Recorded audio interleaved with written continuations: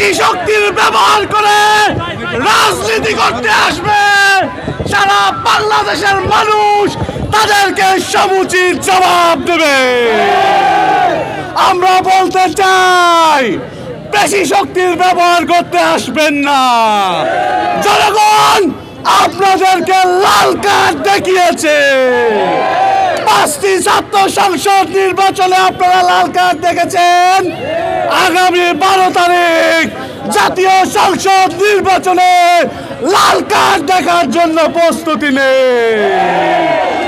যদি জনতার ইচ্ছাধীন রাজনীতি করতে ব্যর্থ হন, নতুন বাংলাদেশকে নতুন করে রাজনীতি করতে ব্যর্থ হন, আপনারা যেভাবে জনবিচ্ছিন্ন হয়ে গেছেন, আর নতুন করে বাংলাদেশে আপনারা রাজনীতি করার জায়গা পাবেন না।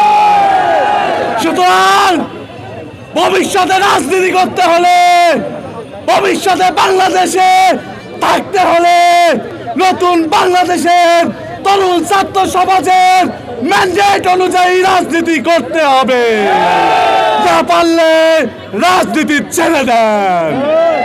ধন্যবাদ সবাইকে। নাসির ভাইয়ের আগামী 12 তারিখ পর্যন্ত বিজয় মিছিল নিয়ে রাস্তায় নামা পর্যন্ত অপেক্ষায় আছি। সেই পর্যন্ত আমরা কেউ ঘরে ফিরে যাব না।